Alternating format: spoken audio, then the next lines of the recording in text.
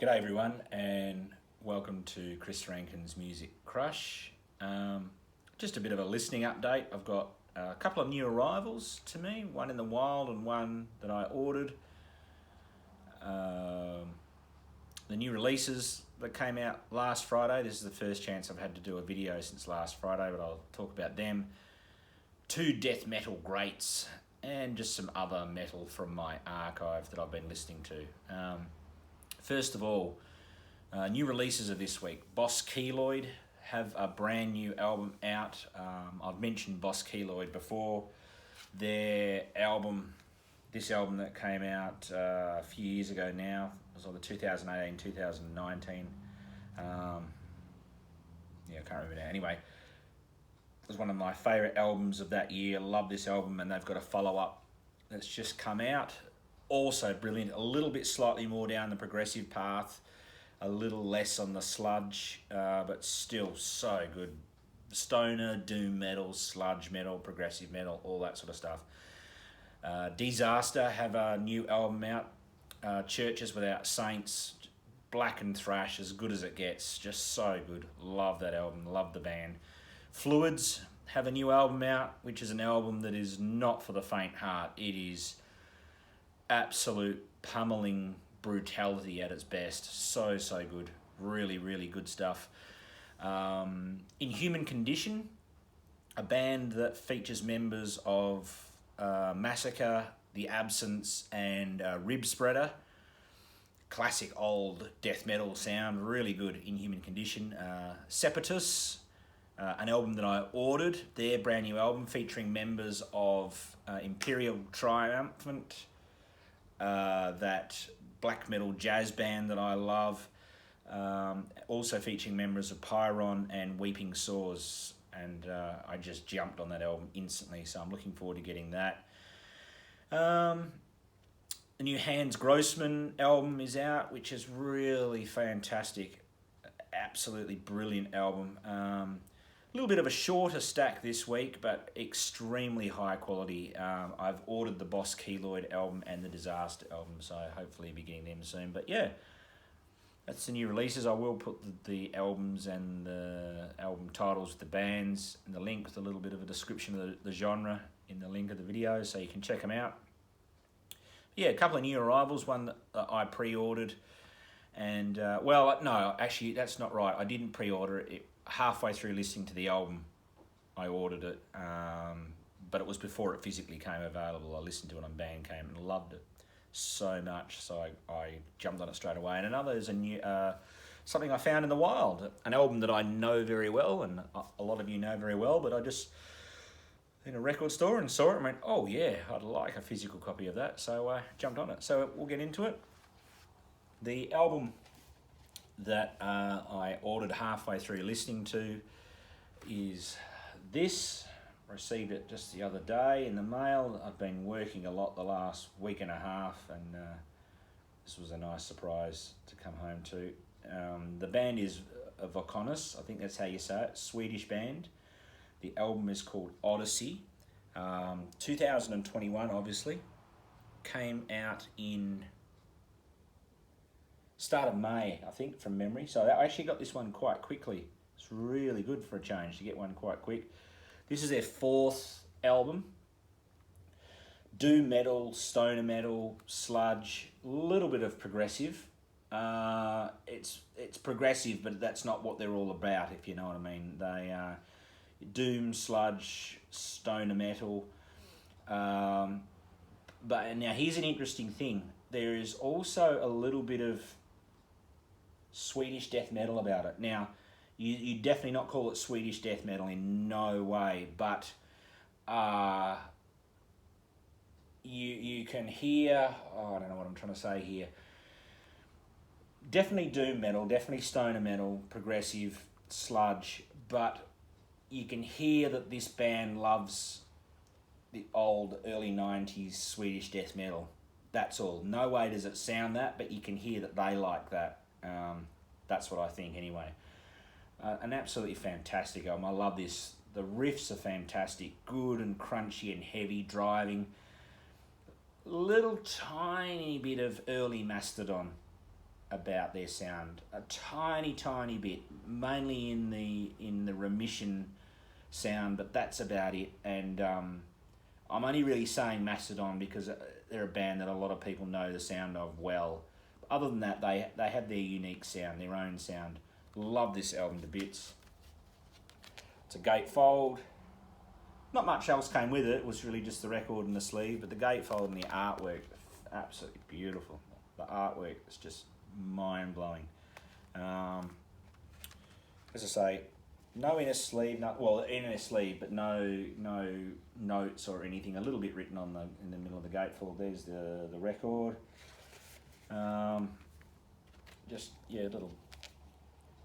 Little tiny thank yous, but not much on there.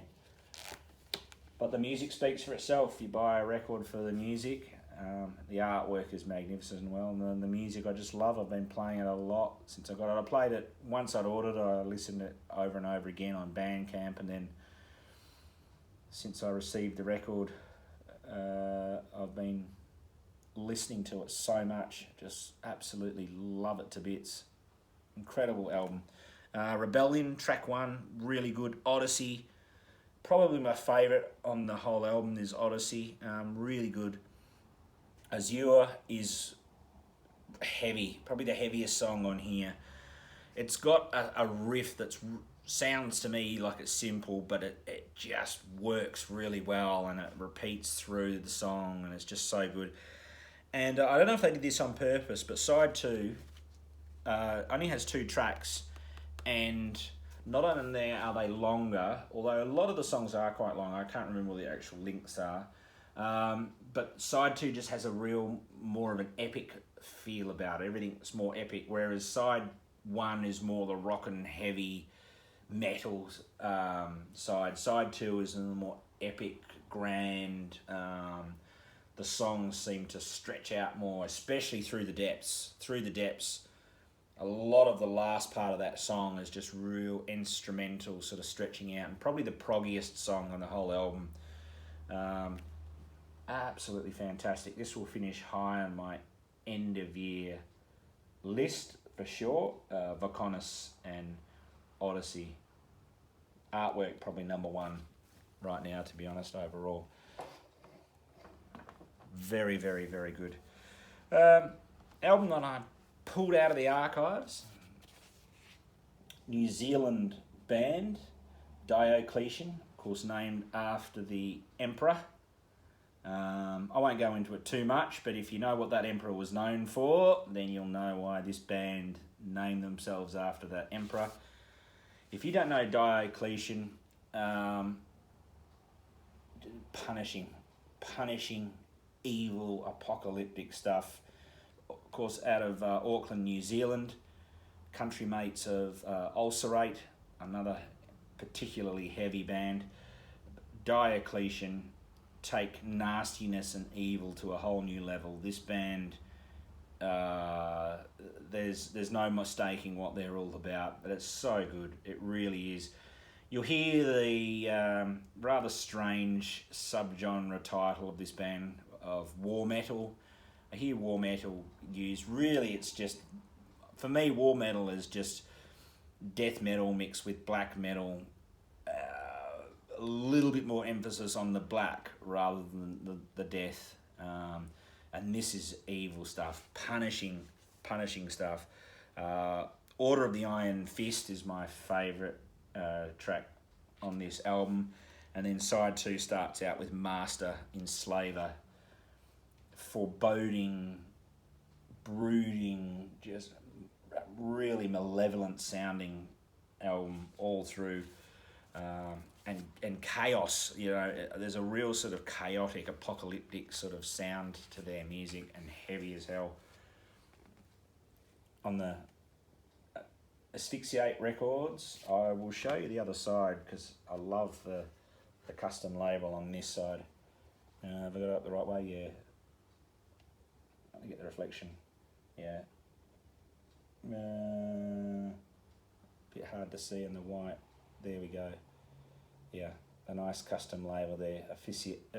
Asphyxiate Records. So, what an album. I love it. This is their first EP.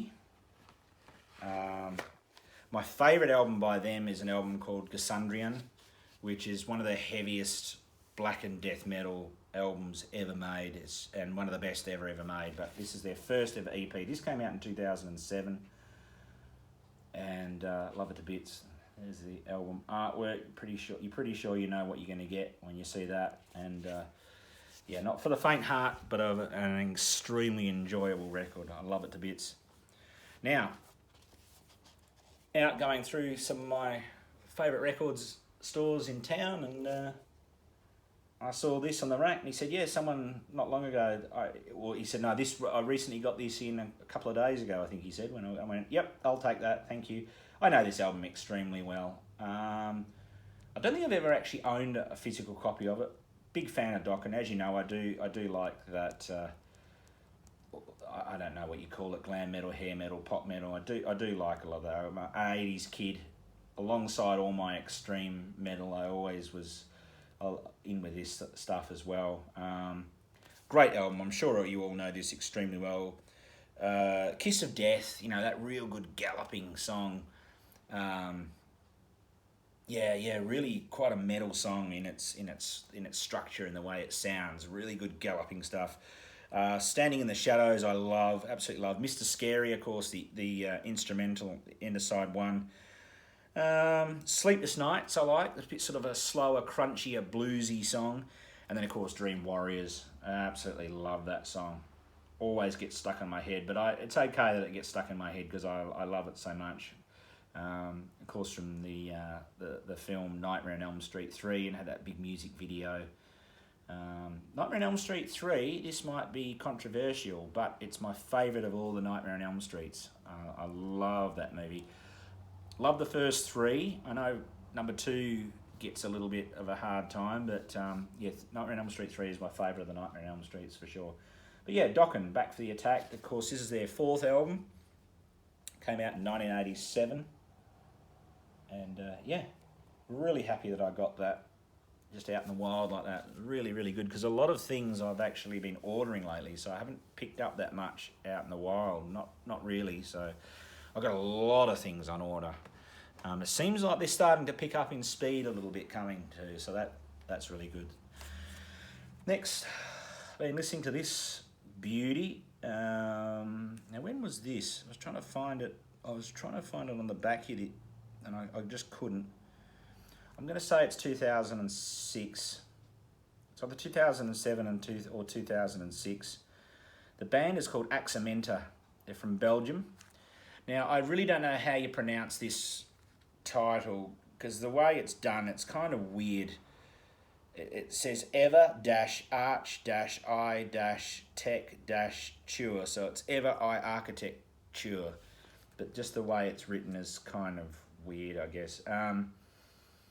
They're not around anymore. This is the last album they put out, and it's a ripper. It's kind of a mix between melodic death metal, melodic black metal, not so much on the black. It's only really, I guess, some of the vocals that give it a bit of a black metal sound. A little bit avant-garde too. There's some sort of weirdness in there that, as you know, I like, and a little bit of progginess that I like as well. But a really, really good album. Not a lot of people know about this band. This is definitely the best of the 2 albums they did. I can't remember the name of the first album, but this is definitely the best of the 2. I don't own the first one. I wasn't really that interested in owning it. But yeah, I remember hearing this at the time and getting it at the time when it came out, and I just pulled this out of the rack. Some of my favourite songs on here are Incognition, the opening track. Ashes to Flesh would be my favourite overall. A Nation in Atrophy, and Prophet Set to Witness also. They would be my favourite songs on here. A really, really good album. So good, very enjoyable to listen to. Opeth, I'm sure you all know Opeth, or many of you know Opeth very well. I love this band. I am planning, actually, it's another one I've added to the list. I'm going to do a ranking of the Opeth albums soon. I just haven't had time to do videos, that's all it is. I've got my piles set up and I'm all ready to go. I really haven't had much time to do videos, and obviously the ranking videos take a little bit more time to do and set up. So, but yeah, Opeth, love Opeth. You know, the last few albums I haven't really loved that much. They're okay. It's nothing wrong with them. I just grew up loving Opeth a certain way, and Michael Ackerfeld I still think has one of the best death growls ever, and his ability to go from that unbelievable death growl into really good clean singing, I think is one of the real signatures of Opeth. I don't have a problem that he doesn't really do the death growls much anymore. It's just I've grown up listening to Opeth like that. Just some of the best progressive death metal of all time. They were really the band that took progressive metal into the extreme realms, and just loved everything they did and do. And I thought I'd pull out the debut. You don't see this one championed as much in people's Opeth catalogues as I feel it should. And to think that this is their debut, and it's incredibly complex and just long songs, you know, they're all over 10 minutes. Well, except there's a couple of sort of songs that break it up in the middle. I wouldn't call them fillers, but you know what I mean. There's sort of the interludes, if you like, in between the big songs. But to think that a band starts out and this is what they put out first just blows me away. I mean, Michael Ackerfeld, easily one of the best songwriters ever of all time. And this came out in 1995. This is their debut. If you don't know Opeth, I'd love you to check them out. So good. Swedish progressive death metal band. There was some black metal tendencies in the early days, not so much. A little bit of doomy, a little bit of death doom in there, but quite progressive. A lot of songs are lengthy. But Michael Ackerfeld, one of the best riff makers of all time. He has ability to, I think this is not only his skill with going from the death growl to the cleans, but his other great skill is to make complex, heavy music that is somehow extremely catchy as well. The hooks will stay in your head, and they are every bit as addictive as some of the most catchiest top 40 pop songs. He's very clever to do that. Songs on here I loved. In Mist, She Was Standing. So good. What else we got on here? Under the Weeping Moon. It's got that big trancey section in the middle. Love it to bits. One of my favourite Opeth songs of all time. Forest of October, probably the heaviest song on this whole album, although, you know, all the songs on here are pretty heavy. But they have a lot of light moments too, the mixing of the heavy and the light, you know, the dark and the sunny. Was so clever. And then The Apostle in Triumph is a long song and kind of a little bit, I wouldn't say different to the rest, but it does meander quite a bit. But there's a little passage that comes in around the 7-minute mark of the song with this weird sort of organ sound that, it's just unreal. Absolutely fantastic. I love it. So yeah, if you do know Opeth, but you know the big main albums and you've never checked out their debut, I highly suggest that you do, called Orchid. And even if you've never heard of Opeth before, maybe this is not the best album quite to start on. Probably Ghost Reveries would be the best album to start on with Opeth. Blackwater Park is considered their masterpiece, and I would agree with that. It's probably my favourite along with Ghost Reveries. But Ghost Reveries is probably a little bit more accessible and catchier. But this is not too brutal and crushing. It's not. I mean, if you only like power metal, then yeah. Or you know, hard rock, but if you are well versed in metal, then I don't think this is anything that will upset you in any way. Just a classic album of a band just starting out, and really showing even on their debut just how incredible they are, and songwriters and musicians, especially Michael Ackerfeld, just a genius. Next, now I said about 2 death metal greats. These are 2 of my all-time favourite up there with my all-time favourite death metal albums. The first one, I've shown this before, but it was on a contest, and I just showed the cover. Spawn of Possession, what a band.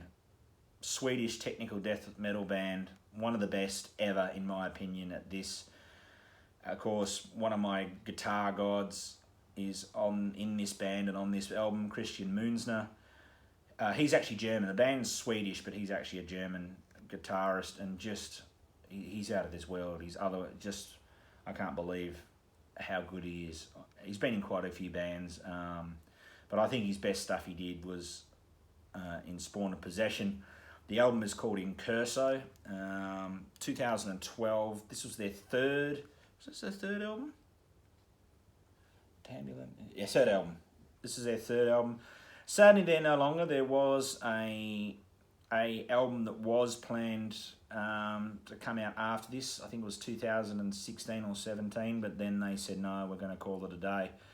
A lot of the members were off doing all sorts of other things as well. Christian had a little bit of problem with he had carpal tunnel, I think, on his hand, in his arm through there, so that's sort of stopped him in his tracks with his guitaring for a little while as well. Such a shame, because I love this band. All three albums are absolutely perfect in my opinion, just perfect technical death metal. Not too over the top. The songs still have structure, they still have a purpose, they have a meaning. They're certainly mind-blowing, but catchy, good, heavy. I mean, Servitude of Souls, one of my favourite death metal songs of all time, and crazy. Deus Evertat, I think that's how you say it, track 6, also one of my favourites on here. Where Angels Go, Demons Follow, what a title. Another great song, and The Evangelist and Apparition. And I mean, look at that artwork, that album cover. I mean, seriously, that's all you need to know, right? If you can imagine what music would be set to this scene, that's what you get, and it's just magnificent. It's just a masterpiece, one of the best death metal albums ever made. And I also think this is one of the best death metal albums ever made. I love Suffocation. I think you know that by now. Is this my favourite of theirs? I find Suffocation very, very hard to completely be stuck on one. I think they're just so consistent. The only one really that I didn't put up with the rest of them was the most recent one. A very, very good album, but it just lacks, I don't know what it was, it just lacks something for me. But every one of their other albums is so good. And even their EP, there was an EP that came after this called Despise the Sun, which is just magnificent.